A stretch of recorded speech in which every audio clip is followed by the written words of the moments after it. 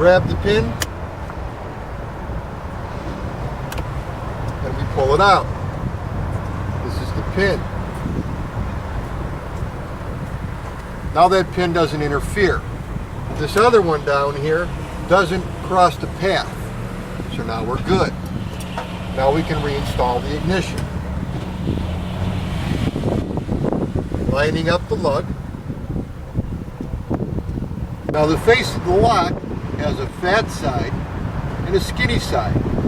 Same thing over here. A fat side and a skinny side. So that's how you want to install it.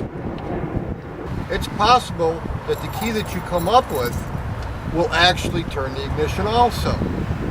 That's a gift. Sometimes it happens. So always check for that, just in case you stumble across the right combination. This is an old Silhouette General Motors 10. First thing you're going to do is remove the face of the ignition. You're getting behind it. This is soft plastic or rubber. Next you want to drill a hole, drill jig. You're only going to go through the face of the ignition. Put a drill right there. One hole.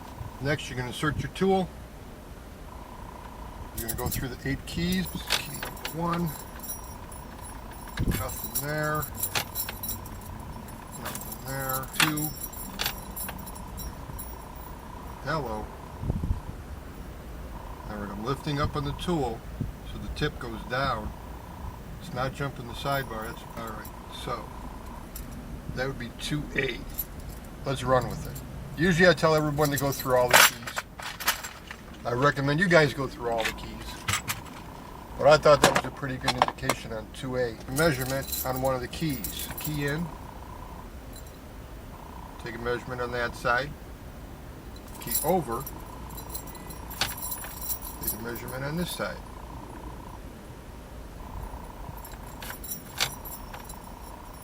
Nothing there. We must have jumped this under 3.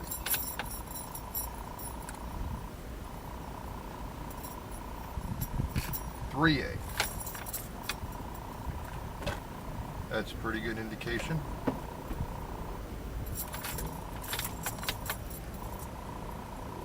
That's a better indicator.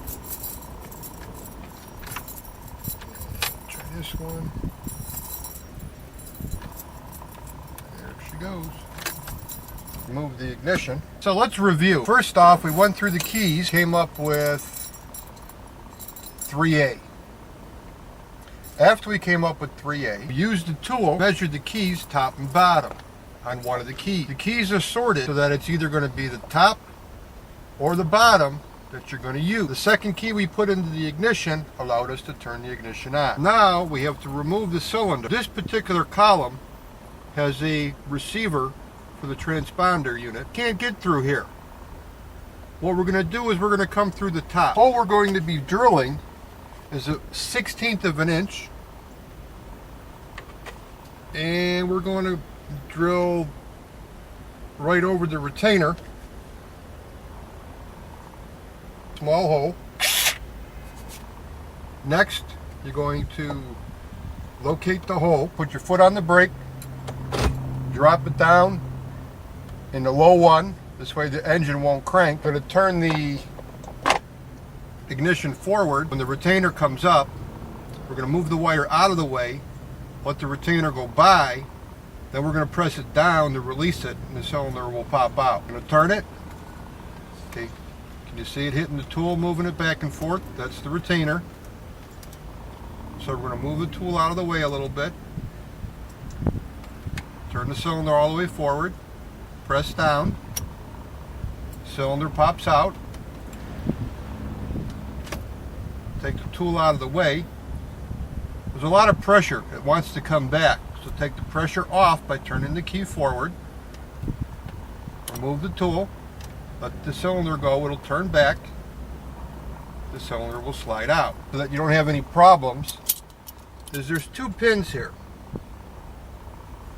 This pin here on the top is where approximately where the hole on the cylinder would go over. We don't want to have any problems, so we're going to remove that pin. Grab a hold of it, she'll come out.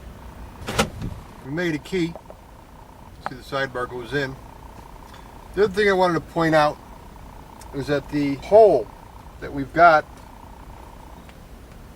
here, the pin rides along this track. And our hole's right in the middle of it. There's a detent here where the pin would be at rest. And as it comes around, it crosses here. You guys use some JB weld as far as a repair, or you can pull the pin that sits there. This vehicle has a transponder system.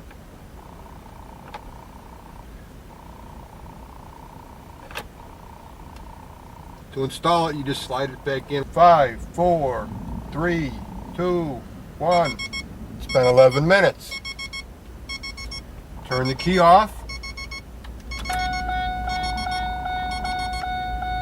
Turn the key back on. Start your timer.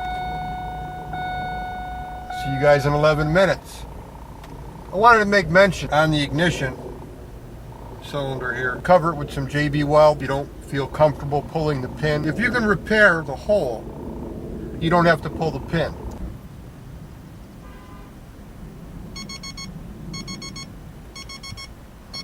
Okay, that's cycle 2. Turn the ignition off. Turn it back on. Start your timer. Now you're on your 3rd cycle.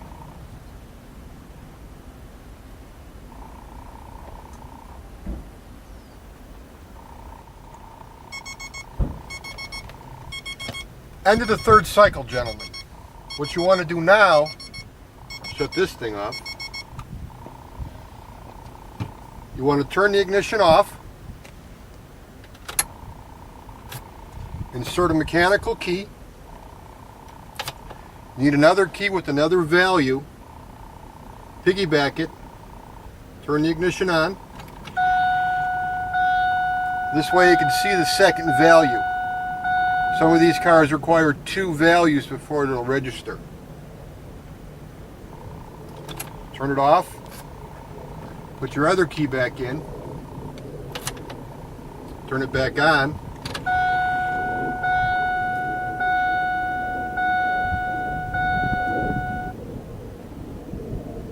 And that should take care of you.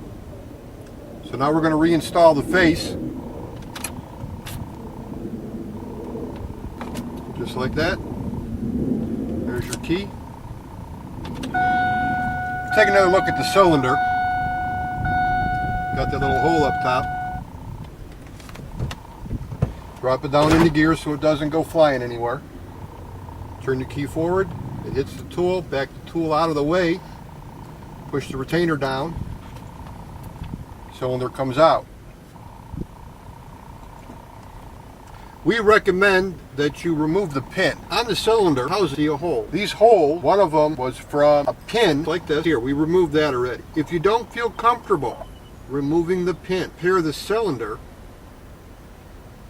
with some JB weld into the hole.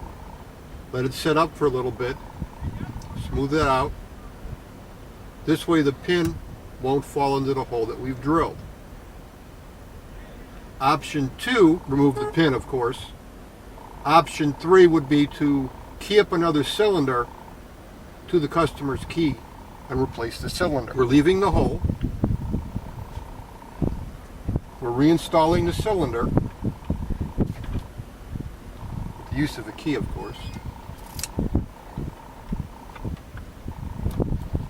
This lug goes down that channel.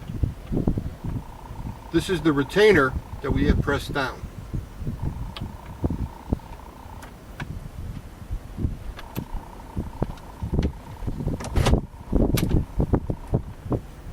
Now what we want to do is reinstall the cap. And this snaps back on. Chevy Blazer, to remove the ears already, we need a tool that will go into the lock and tell us what's going on with the sidebar. Drill jig here.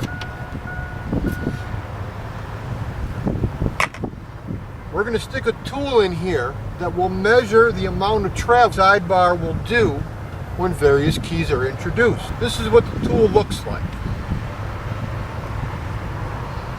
We have the contact here for the back of the sidebar. We have a length here, which is a predetermined length, so that you get an indication at a specific point. This grommet here will rest against the ignition. Now, being that this is a small wire and there's a lot of room in there, there are some times when the tool will pivot one direction or pivot the other direction. What we would like to see is the tool pointed down. Lifting up on the outside pushes the point of the tool down. This gives us a positive contact on the middle of the sidebar at the tip. When inserting into the lock, you want to keep it straight up and down so that it slides along the sidebar and the housing. Like that. Now there's still movement, so the optimum measurement would be up and just slight turning pressure this way. This is not a force tool. This tool here is to assist, show you this point lock rotation of what's going on inside the lock. We're going to introduce 8 keys. 8 keys are cut different on both sides. This tool is what's going to tell us which one of these keys it likes. So the first thing you want to do is figure out which of these 8 keys this tool has the best indication on. This tool will give you a result on 15 and a positive on only 1. With number 1, we're going to insert it into the lock. Then we're going to use the tool, push up on it, and we're going to take a measurement. Sometimes the tool will actually jump over the sidebar. We don't want to jump the sidebar, we want to hit it right in the middle. We are looking for something that differs from that reference point. Let's try 1B. That reference point is the same. We will continue on through the keys. 2A. Lifting up on the tool a little bit, turning the tool, look at the indicator, that's your result. Take the key out, turn it over, this is 2B. Lift up on the tool, bring it, rotate it towards you, take a look at your result. You're looking for a difference. Number 3, 3A. Lifting up on the tool, bringing it towards me, looking for an indication. It's the same. Continue on. 3B. Lift up on the tool, bring it towards you, look for an indication. It's the same. Going over to 4. Starting 4A. Lifting up on the tool, rotating the tool, checking your indication. Over here. It's the same. Turn the key over. Now we got 4B in there. Lift up on the tool, put a little pressure on it, check your indication. Going over to 5. Lift up on the tool, rotate it towards you, look for an indication. It's not there.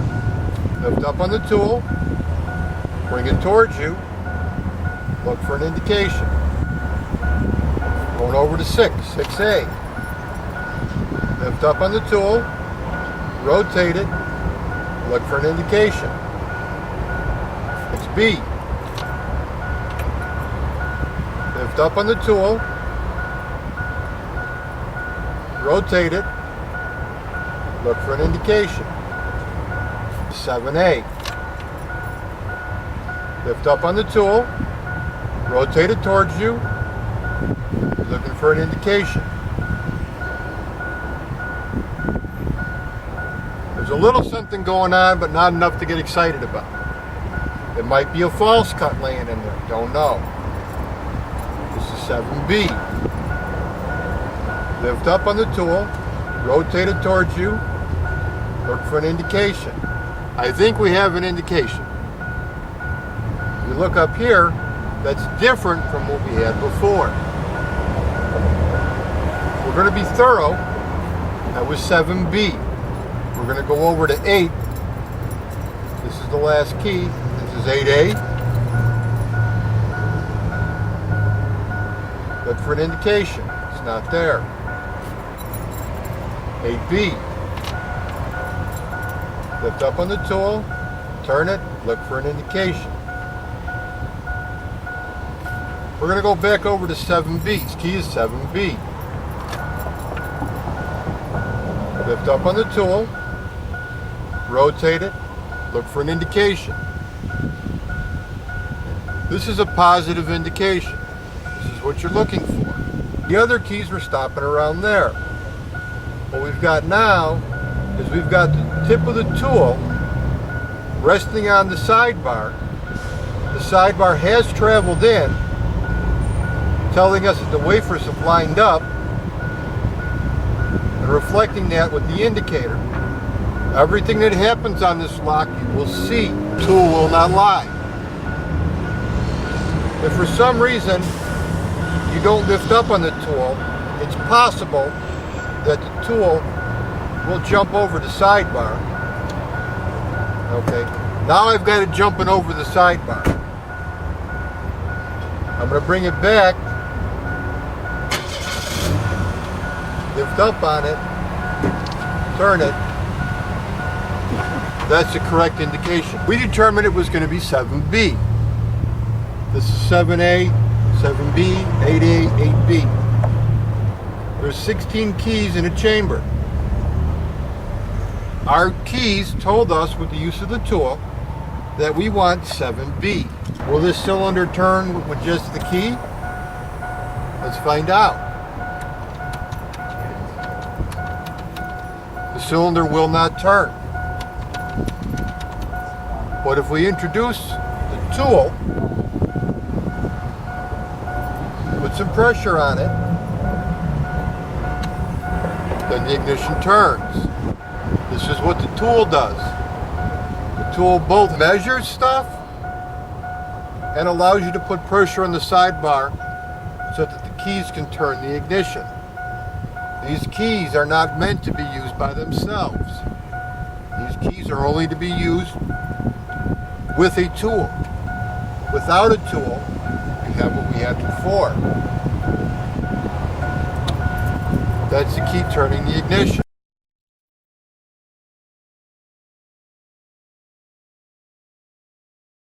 Turn, it doesn't want to turn. It will not turn because it doesn't have the tool. Lifting up and rotating and puts pressure on the sidebar. We use this tool. We measured the sidebar, 7B. We've got our key ring here, 7B. Whether we want to use the top of the keys or the bottom of the keys. Look at it again. This is the one side. This is the other side. So that side's worse. So this side that's in the ignition, this is better. We're going to stay on this side. The wafers are at the bottom. This key ring is 7B. I don't want you to try all of these keys. I want you to try either the top or the bottom. How do you figure that out? Your tool. Take a key, insert it into the lock, take you a measurement. Remember that. Now compare that to that. This is much better. You can see it. This tells us that we want to stay on this side of the keys. The tumblers are at the bottom. So now, instead of having 32 combinations, we've only got 16 to go through. And we just did combination number 1. There goes the next combination. This is a 2000 Grand Am. What we're going to do today is we're going to remove the ignition with the use of the GM Killer Kit. First thing we're going to do is remove the face. Take the tool, get behind it, pry out, work it around, takes the face off. Alright. What we want to do is we want to remove this ignition from the dash. All right. What we want to do is remove this without taking anything apart. So we've got a curved tool here and pushes the retainer up. Then if you pull on the ignition, she comes out like that. Take this ignition out. I got a key. Turn the ignition on. Got a tool to release the ignition. You want to insert the tool beneath the ignition. Tool rides down the channel. Turn the ignition on. Slide the tool under the corner. Push forward.